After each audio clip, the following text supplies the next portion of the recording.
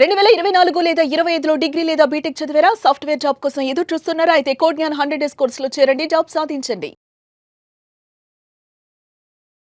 Hello Nagarjuna Reddy గారు, చెప్పు. First సంవత్సర కాలం నుంచి ఎదురు చూస్తున్నటువంటి సుదీర్ఘ కాలం నుంచి ఎదురు చూస్తున్న బడ్జెట్ రానే వచ్చింది. ఎస్, నిన్న రాత్రి నువ్వు వచ్చినప్పుడు మనం బడ్జెట్ని గురించి డిస్కస్ చేసాము. తెలిసినంత వరకు డిస్కస్ చేశాము. 3 ప్రధానమైనటువంటి ఫిగర్స్ ఉంటాయి. ఈ రంగానికి ఇంత, ఈ రంగానికి ఇంత ఎలకేట్ చేస్తారు. ఒకటో రెండో కొత్త స్కీములు పెడతారు. తమిళనాడు, అస్సాము, వెస్ట్ బెంగాల్లో ఎలక్షన్లు వస్తున్నాయి కాబట్టి వాళ్ళకు కొంచెము ఒక 10 రూపాయలు ఇస్తారు. టూరిజం ఇండస్ట్రీకి కావాలని చెప్పి నేను కోరుకుంటున్నాను. మరి చేస్తుందో లేదో తెలియదు. సంగతి సమాచారం చెప్పుకున్నాం కదా మనం. దీనికి ఇంత, దీనికి ఇంత అని అండ్ చెప్పుకున్నాం. దాంతోపాటు టూరిజం డెవలప్ చేస్తే చాలా మంది యువతకి ఉపాధి కూడా దొరుకుతుంది. బట్ అక్కడ డెవలప్ అయ్యేటువంటి అవకాశం చేస్తే బాగుంటుందని చెప్పి సజెషన్ చేశారు కూడా. అవును, 1 కోటి మంది అందులో మెడికల్ టూరిజం ఒకటి, జనరల్ టూరిజం ఒకటి, అన్ని medical tourism, eco tourism, forest tourism, temple tourism. Yes, temple tourism అంటే ఏంటంటే ఉదయ్పూర్, జోధ్పూర్ లాంటి ప్లేసెస్, కొనార్క్లో ఉండేటువంటి సూర్య దేవాలయం, అవును, తమిళనాడు, కర్ణాటకలో ఉండేటువంటి చాలా దేవాలయాలు, మధుర మీనాక్షి, కంచి కామాక్షి, చిదంబరము, రామేశ్వరం టెంపుల్, బృహదేశ్వర ఆలయం యునెస్కో వాళ్ళు రికగ్నైజ్ చేసింది. అవన్నీ చిన్న చిన్న టౌన్స్ అనమాట. అది టూరిజంకి మంచి పొటెన్షియల్. మనం ఏం చెప్పుకున్నాం చివరిలో, బాంబే నుంచి, ఢిల్లీ నుంచి ఎవరైనా కనుక పోతుంటే వాళ్ళకి ఒక చిన్న గిఫ్ట్ లాంటిది కనుక ఇస్తే అది తరతరాలకు కూడా పాలే ఇదైపోతుంది. వాడి పాస్పోర్ట్ నెంబరు, వాడి పేరు, వాడి కంట్రీ పేరు రాస్తే చాలు, ఒక చిన్న గిఫ్ట్ కింద ఉంటుంది అని కూడా చెప్పుకున్నాం కదా. చెప్పారు. అది టూరిజం దాని గురించి కూడా అని చెప్పింది కదా. అవును, అరకు వ్యాలీ దాని గురించి కూడా వచ్చింది. ఎస్, తర్వాత మనకి అదే ఒక పెద్ద ఫ్రెష్ వాటర్ లేక్ ఉంది కదా మనకి. ఆ పులికాట్ లేక్ని అఫ్కోర్స్ చాలా వరకు ఆక్యుపై చేసి చేపలు, రొయ్యలు పెంచడం మొదలుపెట్టారనుకో. సైబీరియా నుంచి వస్తాయి బోట్స్. అవును, 6,000-7,000 కిలోమీటర్ల దూరం నుంచి ట్రావెల్ చేసి అవి వచ్చి పిల్లల్ని పెట్టి మళ్ళీ వెళ్ళిపోతాయి. అదొక పెద్ద వింత అనమాట. గ్రేట్ మైగ్రేషన్స్ అంటారు వాటిని. ఆఫ్రికాలో కూడా జరుగుతుంది గ్రేట్ మైగ్రేషన్ అని. కొన్ని లక్షలు అనమాట వెళ్ళిపోతాయి, మళ్ళీ వస్తాయి. అలాంటి దాని గురించి కూడా మనం చెప్పారు. సరే, దాని గురించి ఆమె కూడా ప్రస్తావించింది. ఈ విధంగా ఉండొచ్చు అని కూడా చెప్పడం జరిగింది మీరు. ఎక్స్పెండిచర్ ఈ విధంగా ఉంది, అండ్ దాంతోపాటు రెవెన్యూ కూడా ఈ విధంగా ఉంది, అండ్ మార్జిన్ కూడా ఓవరాల్గా ఇదిగో ఇలా ఉంటుందని చెప్పేసి చెప్పారు. 53 పాయింట్ సంథింగ్ అనే ఫిగర్ కూడా మీరు చెప్పడం జరిగింది. సో దానికి తగ్గట్టే ఇన్ని లక్షల కోట్లు అనేది నిర్మలా సీతారామన్ గారు చెప్పినటువంటి, అంటే మీరు ఏ విధంగా అయితే అంటే ఆ ప్రెడిక్షన్ చెప్పడం జరిగిందో ముందు రోజు రాత్రి మీరు నేను చేసినటువంటి వీడియో ఎవరైనా సరే చూడొచ్చు అది. సో దానికి ఇంచుమించుగా అదే వచ్చింది సార్. అంటే అంత ఇదిగా ఏ విధంగా చెప్పగలిగారు? అంటే ఇప్పుడు బడ్జెట్ చూసినప్పుడు మీకు ఏమనిపించింది ఓవరాల్గా? అందులో ప్లస్లు మైనస్లు అంటే ఏం చెప్తారు? బడ్జెట్ అనేటువంటిది భారత రాజ్యాంగం ప్రకారము ఆర్టికల్ 112 ప్రకారము ప్రవేశపెట్టాలి కాబట్టి ప్రవేశపెట్టారు. ఆ బడ్జెట్కి ఉండేటువంటి ఫండమెంటల్ క్యారెక్టరిస్టిక్స్ ఏవైతే ఉన్నాయో వాటిల్ని కూడాను మీట్ కాలేదు. ఫండమెంటల్గా బడ్జెట్లో ఏముండాలి? ఆదాయం ఎంత, ఖర్చు ఎంత, అప్పు ఎంత. ఆదాయం ఎక్కడి నుంచి వస్తుంది, ఏ ఏ మార్గాల్లో వస్తుంది, ఖర్చు దేని ఖర్చు పెడుతున్నాం. మినిమం థింగ్స్ కదా అవి. ఆ మినిమం థింగ్స్ కూడా ఎక్కడ అనౌన్స్ చేయలేదు బడ్జెట్లో. ఇన్కమ్ ట్యాక్స్లో ఇంట్రెస్ట్ని గురించి, కొత్త ఇన్కమ్ ట్యాక్స్ యాక్ట్, అంటే దాన్ని యాక్ట్ అంటారు, లేదు కోడ్ అంటున్నారు, దాని గురించి ఇది తగ్గించాము, అది పెంచాము, అలా చేశాము, ఇలా చేశామని చెప్పిందే కానీ ఒక సామాన్య మానవుడికి కావాల్సినటువంటి ఫిగర్స్ ఏవీ లేవు. ఇప్పుడు ఒక రైతు చూస్తున్నాడు అనుకో, ఈ బడ్జెట్ మూలకంగా నాకు ఏంటన్నా ఉపయోగం ఉందా అని ఒక రైతు ఆలోచిస్తాడు. అగ్రికల్చర్కి ఎంతగా అలాట్ చేశారన్నది లేదు, అందులో లేదు. అండ్ ఇక్కడ విచిత్రం ఏంటంటే ఫిగర్స్ ఎక్కడా కూడా దీనికింత అనేటువంటి దానికి అలొకేషన్ అనేది పర్టికులర్గా చెప్పినట్టు ఎక్కడా కనిపించలేదు మనకి. లేదు, చెప్పలేదు. ఎందుకు అంటారు? అసలు ఇష్టం లేదు వాళ్ళకి చెప్పడం, అంతే. ఎందుకంటే పార్లమెంట్లో డిబేట్ మొదలవుద్ది. వ్యవసాయ రంగానికి 1,00,000 కోట్లు అలాట్ చేస్తున్నాము ఈ బడ్జెట్లో అంటే క్వశ్చన్లు వస్తాయి. విచిత్రం ఏంటో తెలిసిన, నేను కూడా బడ్జెట్ చూశాను. నేను ఆమె ఏదన్నా ఒక టాపిక్ ఎత్తంగానే కస్టమ్స్ డ్యూటీ అని ఎత్తంగానే కస్టమ్స్ డ్యూటీ అనగానే దడ కొడితే ఉపయోగం ఏముంది, ఏం చెప్తుందో వినాలిగా. అదేవిధంగా టెక్స్టైల్ ఇండస్ట్రీస్ని అనగానే ఏంది టెక్స్టైల్ ఇండస్ట్రీ, ఎక్స్పోర్ట్సా ఇంపోర్ట్సా, రేట్లు తగ్గుతాయా పెరుగుతాయా, నువ్వేం చేస్తున్నావు చెప్పాలిగా. చెప్పకముందే దడ దడ దడ దడ ఉపయోగం ఏముంది? అది ఎట్టా అనిపించిందంటే నాకు, అది ఆలు లేదు చూలు లేదు, కొడుకు పేరు సోమలింగం తెలుగులో సామెత ఉంటుంది, అట్టుందనమాట. మీకు అనిపించిన ప్లస్లు ఏంటి, మైనస్లు ఏంటి సార్ వీటిలో? నాకైతే ప్లస్లు అంటూ ఏమీ అనిపించలేదబ్బా. ఓకే, ఒక సామాన్య మానవుడికి ఉపయోగపడేటువంటిది, టచ్ అయ్యేటువంటిది ఏదీ లేదు. ఓకే, పెట్రోల్ రేట్లు, డీజిల్ రేట్లు మళ్ళీ పెరుగుతాయి. కానీ తమిళనాడులో, కేరళలో ఎలక్షన్ అనేటువంటిది ఇంకొక 20 రోజుల్లో వస్తాయి అనంగా పెట్రోల్ రేట్లు, డీజిల్ రేట్లు తగ్గిస్తాయి. పైగా ఏముంది దాని మోహం? అవును. ప్రతి సంవత్సరం కూడాను పెట్రోలు, డీజిలు, ఆల్కహాలు, మద్యము, బీరు, బ్రాందీ, సిగరెట్లు, పాన్ మసాలాల మీద రేట్లు పెరుగుతూనే ఉంటాయి. బడ్జెట్కి ఉండాల్సినటువంటి ఫండమెంటల్ క్యారెక్టరిస్టిక్స్ అనేటువంటిది కూడాను ఆమె ప్రవేశపెట్టిన బడ్జెట్లో లేదు. ఫండమెంటల్ క్యారెక్టరిస్టిక్స్ మీ ఓవరాల్ వ్యూ ఏంటి సార్ దీని మీద? అదే చెప్తున్నాను కదా, ఫండమెంటల్ క్యారెక్టరిస్టిక్స్ అనేటువంటి ఏ లేవాడా.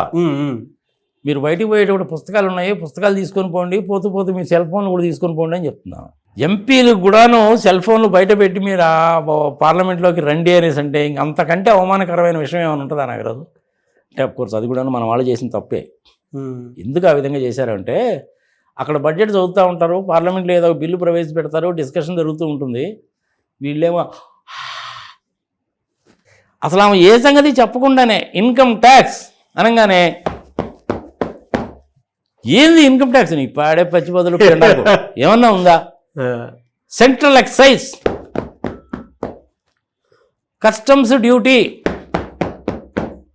ఏంది కస్టమ్స్ డ్యూటీ? ఇవన్నీ తెలిసిన పదాలే. విద్యుత్ శక్తి, సాఫ్ట్వేర్, డేటా సెంటర్. ఏంది డేటా సెంటర్? సోది స్వామి, అంతకంటే ఏం లేదు. ఒక రకం ఒక మాటలాగానే చెప్పాలంటే సొల్లు ఎక్కువ, సోది ఎక్కువ, విషయం తక్కువ. I'm sorry to say this. ఇప్పటికే నాకు కనీసం ఒక 20 మంది ఫోన్ చేసి అడిగారు, మీ ఒపీనియన్ ఏంది, మీ ఒపీనియన్ ఏందని. అయ్యా నీకు పాజిటివ్గా చెప్పాలా, నెగిటివ్గా చెప్పాలా అని చెప్పని అడిగాను నేను. మీ ఇష్టం వచ్చినట్టు చెప్పండి సార్ అన్నారు. నా ఇష్టం కాదు, నీ ఇష్టం ఏంటో చెప్పు. నేనేం చెప్తే నువ్వు సంతోషిస్తావే, నేనేం చెప్తే నువ్వు సంతోషిస్తావే, చెప్పవా బాబు అని చెప్పాల్సి వస్తుంది. ఏమీ లేదు ఆ బడ్జెట్లో. మనం చెప్పుకున్నావా సామాన్య మానవుడికి ఇన్కమ్ ట్యాక్స్కి సంబంధించిన ఎగ్జామ్షన్స్లు ఏమీ ఉండవని చెప్పుకున్నావా? అవును. అదే జరిగిందా? అదే జరిగింది. పెట్రోల్, డీజిల్ రేట్లు పెరుగుతాయని చెప్పామా? అదే జరిగిందా? కొత్తగా 1, 2 పథకాలు అని చెప్పుకున్నామా? అలాంటి పథకాలు కూడా ఏమీ అనౌన్స్ చేసినట్లేదు. టూరిజం ఇండస్ట్రీని గురించి మనం చెప్పుకున్నాము, దాని గురించి ఆమె టచ్ చేసింది. రైల్వేస్కి 2 లక్షల కోట్లు బడ్జెట్లో అని చెప్పాం. ఎక్స్క్లూజివ్ ఫ్లైట్ కారిడార్స్ అని కూడా చెప్పుకున్నాగా, చెప్పారు. ఆమె కూడా ప్రస్తావించిందండి. హైదరాబాద్ నుంచి చెన్నైకి, బెంగళూరుకి, పూణేకి, అదే Vande Bharat trains, high speed trains, దాని గురించి చెప్పింది. బాబు టికెట్లు కొనుక్కొని ప్రయాణం చేయండి బాబు, టికెట్లు కొనకుండా ప్రయాణం చేయకండి, ప్యాసింజర్ ట్రాఫిక్ మీద నష్టం వస్తుంది, ఫ్లైట్ ట్రాఫిక్ మీద రైల్వేస్కి లాభాలు వస్తాయని చెప్పుకున్నాం కదా. ఇది మంచి కార్యక్రమం అని కూడా చెప్పుకున్నాగా. ఇప్పుడు నీకు ఆ బడ్జెట్ చూసిన తర్వాత డిఫెన్స్కి ఎంత కేటాయించారో తెలుసా? చైల్డ్ అండ్ ఉమెన్ వెల్ఫేర్కి ఎంత కేటాయించారో తెలుసా? విద్యకి ఎంత, వైద్యానికి ఎంత, గ్రామీణాభివృద్ధికి ఎంత, ఎలక్ట్రిసిటీకి ఎంత, సైన్యానికి ఎంత, వడ్డీ ఎంత కడుతున్నావు? ఎక్కడన్నా నీకు ఆ ఫిగర్ కనపడిందా? కనిపించలేదు. మరి ఇంకా ఫిగర్లు లేకపోతే నీకు దాని బడ్జెట్ అని ఎట్టంటావు? ఒక్క ఫిగర్ కూడా లేదు. 53 లక్షల కోట్ల రూపాయలు టోటల్ బడ్జెట్ అని నేను మనం చెప్పుకున్నాం, ఎవరైనా చూసుకోవచ్చు. అవును. ఆమె చెప్పింది ఎంత? 53,50,000 కోట్లు అని చెప్పింది. ఆ ఒక్క ఫిగర్ బాగుంది. మరి మిగిలిన ఫిగర్లు అయ్యి ఎంఎస్ఎంఈకి ఎంత, విమెన్కి ఎంత ఇచ్చారు? ఎంఎస్ఎంఈకి మేము అది చేసాము, ఇది చేసాము, సంగతి సమాచారం అని చెప్పిందే కానీ మిగిలినవన్నీ ఎక్కడా చెప్పలేదు. మనం ఏం చెప్పుకున్నాం? మినిస్ట్రీ ఆఫ్ హోమ్ 1,00,000 కోట్లు ఆయన కేటాయించుకుంటాడని చెప్పామా? చెప్పారు. మరి ఆమె చెప్పాలిగా సంగతి. అగ్రికల్చర్కి 1,00,000 కోట్లు అని చెప్పుకున్నాం, ఆమె చెప్పాలిగా సంగతి. విద్యకి 1,00,000 కోట్లు అనుకున్నాం, చెప్పాలిగా. ఏమీ చెప్పకపోతే అది బడ్జెట్ ఎట్టయితుంది నాగరాజు? ఫండమెంటల్ థింగ్స్ కదా నాగరాజు. అది ఫండమెంటల్ థింగ్స్ కూడా చెప్పకుండా దాచేయాల్సినటువంటి నెసెసిటీ ఏంటి? ఎందుకు దాచేశారు అంటే అన్నిటికంటే పెద్ద ఫిగర్ వడ్డీ, 14 లక్షల కోట్ల రూపాయలు వడ్డీ. అది కనుక చెప్పారనుకో ఓ అని లేచిపోతారనమాట పార్లమెంట్లో. అపోజిషన్ వాళ్ళకి ఏమైందంటే అపోజిషన్ వాళ్ళకి శుద్ధి ఇచ్చినట్టు అవుద్ది. అందుకని ఆ ఫిగర్లు ఏవి చెప్పలేం. ఎందుకు చెప్పలేదు ఆ ఫిగర్స్ అంటే ఆమె చెప్పకపోవడానికి కారణం ఏందా బాబు అనేసి అంటే అన్నిటికంటే పెద్ద ఫిగర్ వడ్డీ. 200 లక్షల కోట్ల రూపాయల అప్పు మీద 7% వేసుకున్నా కానీ నీకు 14 లక్షల కోట్ల రూపాయలు కేవలం వడ్డీ. అందుకనే చెప్పలేం. కనీసం కార్పొరేట్ ట్యాక్స్ నుంచి ఇంత వస్తుందని చెప్పాలి కదా. మనం 12 లక్షల కోట్లు వస్తుందన్నాము, జిఎస్టీ 12 లక్షల కోట్లు అన్నాము, కస్టమ్స్ డ్యూటీ నుంచి ఒక 5 లక్షల కోట్లు అని చెప్పాము, పబ్లిక్ సెక్టార్ అండర్టేకింగ్స్ అమ్మేస్తే 5 లక్షల కోట్లు అని చెప్పాము. మనం క్లియర్గానే చెప్పాం ఆ ఫిగర్స్. అవును. నీకు ఆ ఫిగర్ ఒక్కటన్నా కనపడిందా అందులో? మరి దాని బడ్జెట్ అని ఎట్టా అంటావు నువ్వు? భారత రాజ్యాంగం ప్రకారం ప్రవేశపెట్టాలి కాబట్టి ప్రవేశపెట్టారు. విచిత్రం ఏంటంటే క్యాబినెట్లో దీన్ని ఎట్టా అప్రూవ్ చేశారో వాళ్ళకి తెలుస్తాయి ఆ ఫిగర్లని, క్యాబినెట్లో ఉండే వాళ్ళకి. బట్ ఎంపీలకు తెలియాలిగా. ఎంపీలకు కూడా నా ఫిగర్లు అయ్యి తెలియవు. బయటకు వెళ్ళేటప్పుడు పుస్తకాలు తీసుకుని వెళ్ళండి, సెల్ ఫోన్ పట్టుకుపోండి, మర్చిపోయారు అని చెప్తే అట్ట వాళ్ళు సెల్ ఫోన్ వాళ్ళు తీసుకోవాలని సంగతి వాళ్ళు తెలియదా? వాళ్ళు అసలు పార్లమెంట్లోకి వచ్చేటప్పుడు సెల్ ఫోన్ అనేది కార్లో డ్రైవర్కి ఇచ్చి వస్తారు. ఇంక సెల్ ఫోన్ తీసుకెళ్ళండి అని చెప్పేదే ఉంది. పుస్తకాలు ప్రింట్ చేస్తారు, అది 100 పేజీలు 200 పేజీలు ఉంటుంది, అందులో మైన్యూట్గా ఇస్తారు. సెంట్రల్ యూనివర్సిటీ ఇంకా ఎంత మైన్యూట్గా ఇస్తారంటే హైదరాబాద్లో ఉండేటువంటి JNTU జవహర్లాల్ నెహ్రూ సెంట్రల్ యూనివర్సిటీకి ఈ సంవత్సరం మేము 23 లక్షల రూపాయలు కేటాయించామని ఉంటుంది. అంత మైన్యూట్గా అంత డీటెయిల్గా ఉంటాయి, అన్నీ రాస్తారు అందులో. అంత డీటెయిల్గా లేకపోయినప్పటికీ ఫైన్ ప్రింట్ అంటారు దాన్ని, అంత డీటెయిల్గా లేకపోయినా కనీసం బేసిక్ ఫిగర్స్ అన్నా చెప్పాలిగా. కొన్ని అంటే ప్రాజెక్ట్స్కి ఎంతను, లేదంటే మీరు ఇందాక అన్నట్లు కొన్ని ఉంటాయి కదా సార్. ఇప్పుడు IT నుంచి ఇంతను, కొన్ని ప్రాజెక్ట్స్కి ఎంతను, గవర్నమెంట్ స్కీమ్స్కి ఎంతను, లేదంటే విమెన్కి ఎంతను, రైల్వే ప్రాజెక్ట్స్కి ఎంతను, వీటికి ఇంతకు సంబంధించినటువంటి కొన్ని బేసిక్ డేటా అన్నా సరే ఇస్తారు, కానీ ఆ క్యాలిక్యులేషన్స్కి సంబంధించింది మాత్రం ఎక్కడా రాలేదు. మరి ఇంకా దాని మూలంగా ఉపయోగం ఏముంది? నిన్న మనం ఏం చెప్పుకున్నాం, అంతకుముందు పివి నరసింహారావు గారు ఉన్నప్పుడు సాఫ్ట్వేర్ ఇండస్ట్రీలో ఉండేటువంటి పొటెన్షియాలిటీని రికగ్నైజ్ చేసి 20 సంవత్సరాల పాటు ట్యాక్స్ కన్సెషన్స్ ఇచ్చారు. అదేవిధంగా టూరిజం కనుక ఇస్తే 1 కోటి మందికి ఉద్యోగాలు వస్తాయని కూడా చెప్పారు. ఆమె టచ్ చేసింది దాని గురించి, కానీ దానికి ఎంత ఎలకేట్ చేశారనేటువంటిది ఆమె చెప్పలా. అవునా? అదానీలకి అంబానీలకి బెనిఫిట్ చేయడానికి అనుకూలంగా బడ్జెట్ ఉంటుంది అని మనం చెప్పారు. ఇవాళ ఏం చేసింది ఆ బడ్జెట్లో? క్లౌడ్ కంప్యూటింగ్, డేటా సెంటర్స్ ఉండేటువంటి వాళ్ళకి 20 సంవత్సరాల పాటు పన్ను రాయితీలు ఇచ్చేసింది. 20 సంవత్సరాల పాటు అదానీ డేటా సెంటర్ వచ్చింది కదా. సరే, వాళ్ళు ఏదో గూగుల్ డేటా సెంటర్ మేమే తెచ్చాము, 87,000 కోట్ల రూపాయలు, 10 లక్షల మందికి ఉద్యోగాలు వస్తాయి, పాడు పచ్చివదల పిండా కూడా ఆల్ థ్రాష్, పచ్చి అబద్ధాలు తీసి అలాంటి డేటా సెంటర్స్కి పన్ను రాయితీలు ఇచ్చారు, మంచిదే. హై స్పీడ్ ట్రైన్స్ వేస్తున్నామన్నారు, మంచిదే. పోలవరానికి ఏం చేశావు? లేదు. కానీ ఫైన్ ప్రింట్లో ఉంటుందంటారు. మరి ప్రజలకు తెలియాలి కదా. ఆంధ్రప్రదేశ్ నుంచి ప్రతి ఒక్కళ్ళు చూసేది అదే. నా స్టేట్కి ఏమొచ్చిందని చూస్తారు నాలాంటి వాళ్ళు. పోలవరం సంగతి ఏమైనా చెప్పారా? కొత్త రైల్వే మార్గాలు ఏమైనా వస్తున్నాయా? నేషనల్ హైవేస్ ఏమైనా వస్తున్నాయా? ఉన్నాయి ఏమన్నా ఎక్స్పాండ్ చేస్తున్నారా? ఇంకొక సెంట్రల్ యూనివర్సిటీ ఏమైనా పెడతారా? ఇట్లాంటివన్నీ ఆలోచిస్తారుగా. ఖచ్చితంగా వాటికి సంబంధించినటువంటిది ఎక్కడ అసలు మచ్చుకకు కూడా ఎక్కడ ఒక మాట కూడా లేదు. జనాలందరూ దీంతో పాటు స్టాక్ మార్కెట్ ఏమైంది అనుకుంటారు. 1000 పాయింట్స్ తగ్గింది. ఏదో ఆశాభావంతో ఉండేటువంటి వాళ్ళకందరికీ కూడా ఒకటేసారి. అంతేగా. ఫార్మాస్యూటికల్ ఇండస్ట్రీని టచ్ చేసింది, మంచిదే, మంచి రంగం, బాగా అభివృద్ధి చెందింది. మన హైదరాబాద్లో చాలా కంపెనీస్ ఉన్నాయి, మనకు తెలుసు. డాక్టర్ రెడ్డీస్ ల్యాబొరేటరీస్ కానీ, అరబిందో కానీ, ఇంకోటి కానీ ఉంటాయి. ఇప్పటికీ కూడాను మనము APIs అంటారు, APIs యాక్టివ్ ఫార్మా ఇంగ్రీడియంట్స్ అంటారు. వాటిని 70% చైనా నుంచే ఇంపోర్ట్ చేసుకుంటాం మనం. అవన్నీ మన ఇండియాలో కనుక తయారు చేస్తే డాలర్స్లో పే చేసే పని ఉండదు మనకి. దాని గురించి ఆమె టచ్ చేసింది, మంచిదే. హై స్పీడ్ రైళ్ళు అన్నది మంచిదే. ఎక్స్క్లూజివ్ ఫ్రైట్ కారిడార్, ప్రత్యేకంగా గూడ్స్ రైళ్ళకి మనం కూడా మన వీడియోలో చెప్పుకున్నాం, ఆమె కూడా అదే చెప్పింది. అవును. సో అన్నీ టాలీ కావాలనేం లేదు. నేనేమంటానంటే కనీసం నువ్వు వ్యవసాయానికి ఎంత కేటాయించావో చెప్పమ్మా నిర్మలమ్మా అని అడుగుతున్నా. అది కూడా చెప్పకపోతే ఎట్ట నువ్వు? మనం సైన్యానికి 8 లక్షల కోట్లు అని చెప్పుకున్నాం, కనీసం అదన్నా చెప్పాలి కామా. బ్రహ్మోస్ తయారు చేయడానికి, ఆకాష్ తయారు చేయడానికి, పృథ్వీ తయారు చేయడానికి, S-400 సిస్టమ్స్ లాంటివి కొనుక్కోవడానికి, రాఫెల్ యుద్ధ విమానాలకి 2 లక్షల కోట్లు క్యాపిటల్ ఎక్స్పెండిచరు దీనికోసం అని చెప్పాలిగా. చెప్పాలి. అది కూడా చెప్పలా. మరి దాన్ని నువ్వు బడ్జెట్ కాపీ అని ఏమంటావు? ఏదో చెయ్యాలి కాబట్టి చేశారు, అంతే. That's all. సో ఓవరాల్ ఇది నా ఒపీనియన్. మరి నీ ఉద్దేశం ఏంటో చెప్పుకొని ప్రజల ఉద్దేశం ఏంటో కూడా అడుగుదాం కామెంట్స్ రూపంలో.